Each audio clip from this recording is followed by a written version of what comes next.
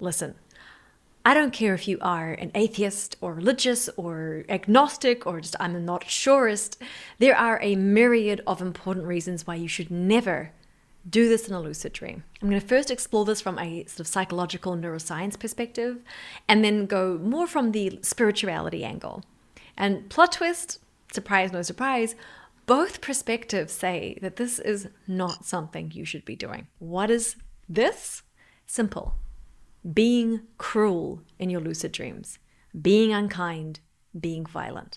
Unfortunately, and I'm sure you've seen this too, there's a lot of online lucid dreaming forums where people will issue lucid dream challenges to people. Say, go and set your dream figure's hair on fire, or to do, worse, far more abusive things to the dream figures in your dream. And you might say, well, listen, who cares? These are just dream figures. They're just someone else's mind. What does it matter? Well, let's explore this and find out. First, let's look at it from the perspective of neuroscience. There's been some amazing research done on lucid dreaming, looking at, what is happening when we're getting lucid in our minds and what are the implications for what we're doing to our brains and to our bodies in that process. It's super, super interesting because they found that when you're lucid in a dream, the exact same neurocorrelates are going off for what you're doing as if you're in the waking state, right? So they did this with singing, with arithmetic, with sex, with martial arts. And when you do those things in the dream, your brain is experiencing it exactly like it is in waking state. And in fact, the brain doesn't differentiate between a lucid dream experience and a waking state experience. This is why there's so much potentiality for healing. So what we're doing here is essentially grooving in real habits. We're really, deepening those neural pathways around what we're doing. So if you're in a dream and you're doing these terrible, cruel things, if you're indulging in violence, if you're indulging in cruelty, what kind of pathways is that grooving into your mind? From a psychological perspective, everything in your lucid dream is you. It is your own mind. And just like we see the incredible ability to do these kind of psychological integrations in dreams, right? To work with the dream figures as aspects of ourselves, to integrate them and have healing. What happens when we're doing the opposite? What happens when you are maiming and hurting your own mind? Just trying to sort of fathom the implications of that.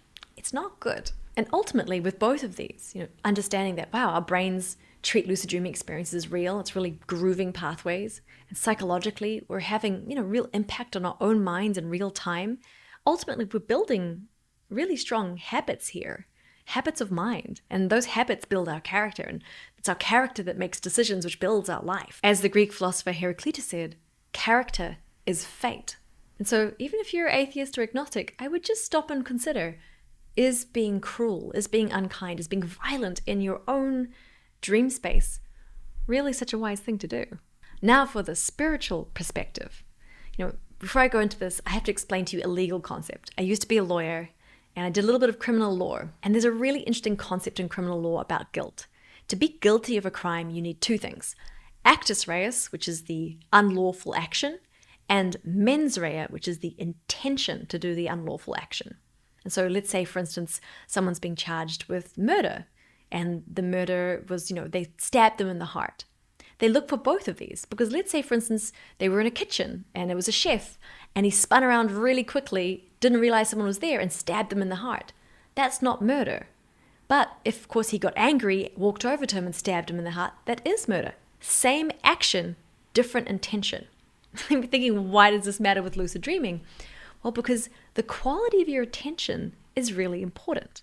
Now, the Tibetan Buddhists who have been practicing lucid dreaming as part of their dream yoga practices for thousands of years, they say that when you are lucid in a dream, it has the same karmic implications as the waking state because you have this mens rea, you have this intentionality. When you're in a non-lucid dream, you're just kind of like, you're not really there, you're not conscious. But when you're lucid, what you do counts. And I think there's something to that. I think there's something to really honoring the state of lucidity and realizing that when we are lucid in our dreams, it's not about being perfect, but about really being intentional to be friendly, kind, receptive. So that in the moments where we trip up, like we become afraid or we react out of fear, we might be even violent to defend ourselves, even while lucid, that these become the exceptions and not the norm. And I think the trick here is really the approach we take. a real willingness to be in harmonious, peaceful relationship with our own minds, whatever that takes. So no matter what you believe, I hope that you will approach your lucid dreaming experiences with friendliness, curiosity, kindness, and compassion, and really groove in the good habits that will create a good life.